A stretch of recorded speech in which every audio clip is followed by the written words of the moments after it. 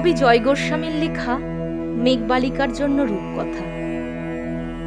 আমি যখন ছোট্ট ছিলাম খেলতে যেতাম মেঘের দলে।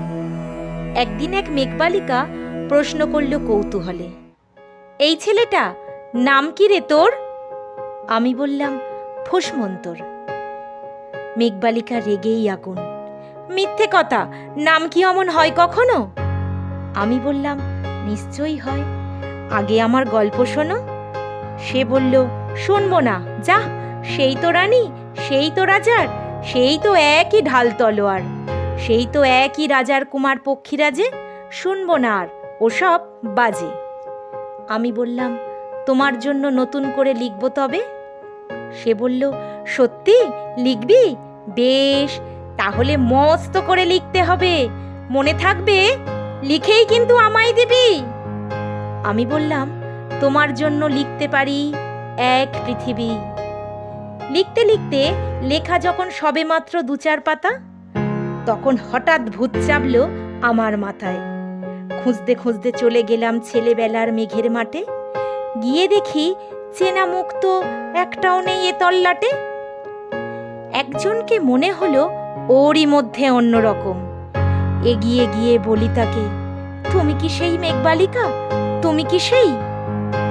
সে বলেছে, মনে তো নেই, আমার ওসব মনে তো নেই। আমি বললাম, তুমি আমার লেখার কথা বলেছিলে। সে বলল, সঙ্গে আছে, ভাসিয়ে দাও গায়ের ঝিলে। আর হ্যাঁ, শোনো, এখন আমি মেঘ নই আর, সবাই এখন বৃষ্টি বলে ডাকে আমায়। বলেই হঠাৎ এক পশলায় চুল থেকে নখ আমার পুরো ভিজিয়ে দিয়ে সঙ্গে অন্য অন্য বৃষ্টি বাদল সঙ্গে নিয়ে মিলিয়ে গেল খরস্রোতায়, মিলিয়ে গেল দূরে, কোথায় দূরে। বৃষ্টি বলে ডাকে আমায়, বৃষ্টি বলে ডাকে আমায়। আপন মনে বলতে বলতে আমি কেবল বসে রইলাম ভিজে একসা কাপড় জামায়। গাছের তলায় বসে রইলাম, বৃষ্টি নাকি মেঘের জন্য।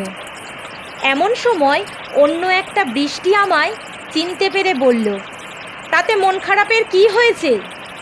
যাও গে, ফিরে যাও, লেখো আবার। এখন পুরো বর্ষা চলছে, তাই আমরা সবাই এখন নানান বেশে ভীষণ ব্যস্ত। তুমিও যাও, মন দাও গে তোমার কাজে। বর্ষা থেকে ফিরে আমরা নিজেই যাব তোমার কাছে।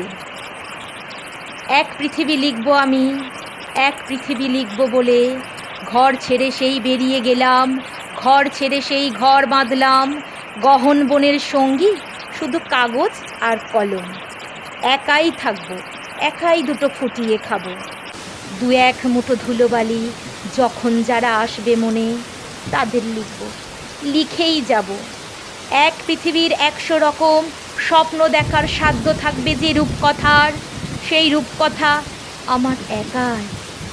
ঘাড় গুজে দিন লিখতে লিখতে, ঘাড় গুজে রাত লিখতে লিখতে, মুছেছে দিন, মুছেছে রাত। যখন আমার লেখার হাত অবশ হলো, মনে পড়ল সাল কি তারিখ, বছর কি মাস। সেসব হিসেব আর ধরিনি। লেখার দিকে তাকিয়ে দেখি এক পৃথিবী লিখব বলে একটা খাতাও শেষ করিনি। সঙ্গে সঙ্গে ঝমঝমিয়ে বৃষ্টি এলো খাতার উপর, আজীবন লেখার উপর বৃষ্টি এলো। এই অরণ্যর বাইরে তখন গাছের নিচে নাচছে ময়ূর আনন্দিত। এ গাছ ও গাছ, উঠছে পাখি, বলছে পাখি, এই অরণ্য কবির জন্য। আমরা থাকি, বলছে ওরা কবির জন্য। আমরা কোথাও হার মানিনি। কবি তখন কুটির থেকে তাকিয়ে আছে অনেক দূরে, বনের পরে, মাঠের পরে, নদীর পরে, সেই যেখানে সারা জীবন বৃষ্টি পড়ে, বৃষ্টি পড়ে সেই যেখানে কেউ যায়নি, কেউ যায় না কোনো দিনও।